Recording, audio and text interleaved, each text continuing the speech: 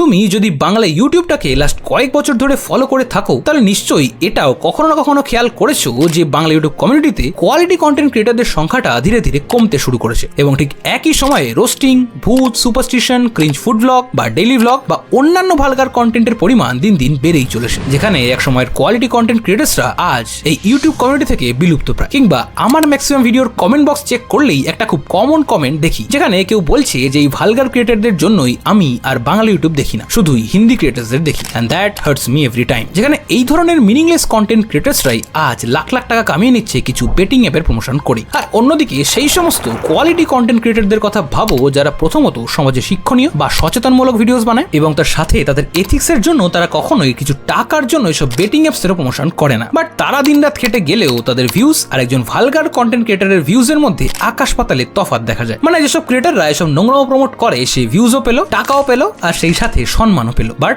যে বা যারা সত্যিই ভালো কিছু করছে তারা এগুলোর একটাও পেলো না।